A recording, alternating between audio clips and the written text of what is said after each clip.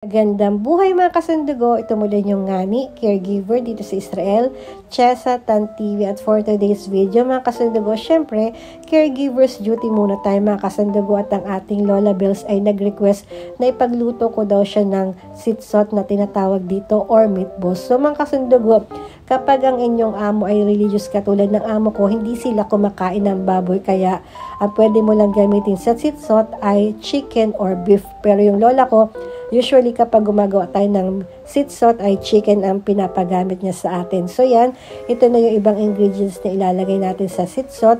Binilatan lang natin yung 4 na piraso ng zucchini. Inilagay natin siya dito sa mismong food processor kasi inuna na natin itong gawin kasi ito ay patititian pa natin dahil diba ang zucchini ay nagtutubig, kaya nga diba pinipiga-piga ko pa siya. At after nun is isinunod ko nang inilagay sa mismong food processor itong mga ibang ingredients katulad ng 1 pirasong onion, 4 na cloves ng garlic, nilagyan ko rin siya ng petrosilya, ng konting pirasong petrosilya, nilagyan ko rin siya ng 4 na pirasong nanana kasi gusto niya ng may mint, and nilagyan ko rin siya ng malba or marba ba ang tawag doon, yung pinakita kong pake sa inyo.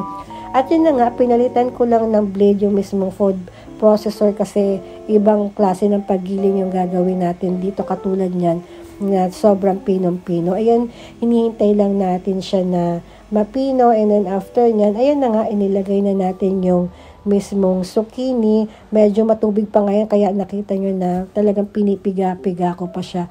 Kasi itong gagawin natin ng sitsot is hindi nagpapalagay yung aking lola ng mismong flour or para medyo sticky. Ang gusto niya is kung ano lang yung sinabi niya is yun lang ilalagay natin. Ayan na nga, inilagay na natin yung ibang ingredients na ating nilagay sa food processor. Sobrang sakit ng mata ko kapag yun na nga ang ginagamit ko kasi nga igawa ng onion. At yan, naglagay din tayo ng konting salt, naglagay tayo ng 2 piraso ng mismong eggs, at yan na nga, minekos-mekos na natin yan para after nyan is sobrang bango nito habang minekos-mekos natin yan. At yan na nga, na mekos-mekos na natin siya. Syempre, buksan na natin ng ating kalan, lagyan natin ng maraming mantika para hindi dumikit yung mismong ating gagawin na sitsot or pipituing sitsot. At yan na nga, dahil sa walang flour yung ating sitsot, nilalagay ko lang siya dyan sa mismong lagayan na yan or antay sampe.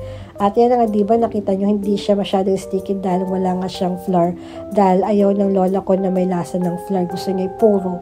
At yan na, nilagay na natin testing, at yan, sobrang bango niya habang nilalagay ko siya. At para mabilis, ilagay na muna natin ang ating telepono sa gilid at gumawa tayo ng ating paggawa para siyang patty, diba? So parang masarap din siya ilagay sa mismong tinapay. Pero syempre dahil Pilipino tayo, mahilig tayo sa rice. At yan na, I think mga 4 something yan. Usually 2 PM kumakain ng Lola Bells ko. Pero dahil pinagawa niyan tayo ng sitsot, ay hindi pa tayo makakain, at yan na rin ang ating ginawang ulam at hinintay ko talaga siya makapagluto or makapag-fry tayo ng ilang piraso.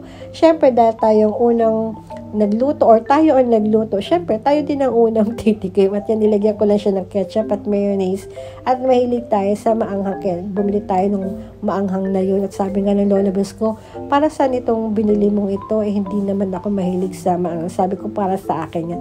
At yan na nga, tapos na yung ating sitsot, at maraming salamat sa patuloy na pagtidik. Don't forget to follow, like, and comment. Bye!